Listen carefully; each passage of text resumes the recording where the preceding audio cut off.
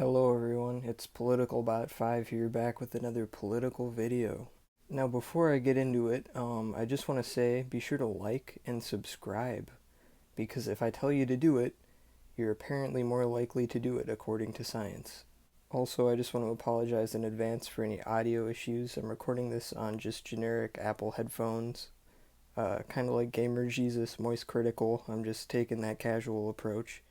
So yeah, let's just get into it. So if you've been watching me for a while or know anything about me, you'll know I'm pretty invested in single-payer healthcare. I'm a fairly left-wing person, and single-payer healthcare is probably my biggest issue. I think it's common sense, and I think it's the only way to guarantee high-quality, efficient healthcare in a cost-effective way so that everybody has access to it, and yeah, I just think it's the way to go.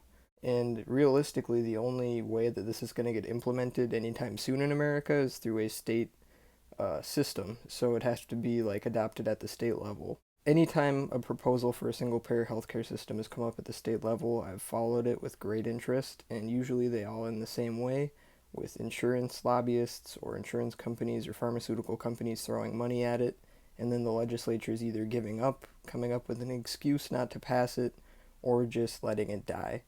And yeah, that's kind of how it always goes. It's happened in California, Vermont, Minnesota, Colorado, Oregon, Washington.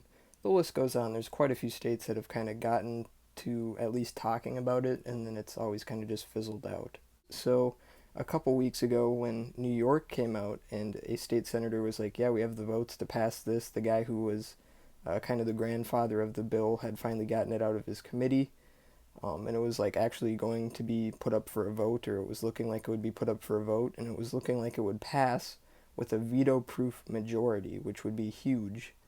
And it was basically taking more of a Medicare for all approach to it, and it would basically be redirecting existing federal funding, redirecting state healthcare spending, and like creating the single payer system that would just cover everybody, and then they were going to outlaw private insurance. Now, most state single payer system bills will take this generally same approach. They can kind of vary radically on like specifics and like how it functions and how they treat like out of state patients and stuff. Like there's tons of different versions of like a state single payer system. My personal favorite that I've seen so far has been the Minnesota healthcare plan, and I might be a little biased because I live in Minnesota, but I definitely recommend reading the Minnesota healthcare plan bill. It's not that long, and you can kind of get an idea of what I'm talking about. I really liked the entire system, like how it would operate and function, and I liked the financing mechanisms behind it. I think my favorite idea from it was the regional boards of like medical professionals, where they break up the state into different regions and then have people who live in those regions serve on medical boards, like nurses and doctors and stuff, and then kind of dictate, funding, budgeting, and like how to best serve the people in their region, which I think should be the goal of healthcare, obviously.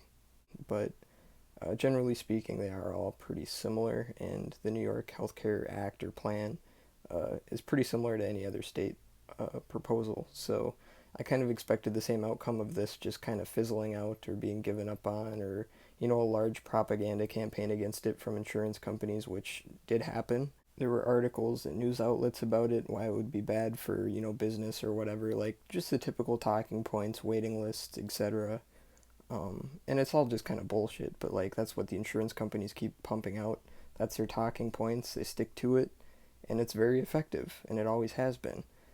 And so once that happened, in true United States legislation fashion, the progressives completely gave up on it. Didn't do anything at all. They just gave up, and that was the end of it. So as it sits, as of 2 weeks ago, this bill is dead, and it will likely be dead for a very long time. And I'm just going to keep waiting for a state to actually kind of somehow get one passed. It seems pretty much impossible at this point. I mean, if it couldn't pass with this Democratic progressive supermajority, with a veto proof majority, I really doubt it will pass anywhere else anytime soon. It's going to be like, I don't even know. Like, it pretty much just seems like nothing good will ever happen ever because money in politics and shit. Like, anytime there's legislation that will, like, completely change things or benefit the working class or poor people, it's like, nah, we're just gonna make money instead. Like, fuck you.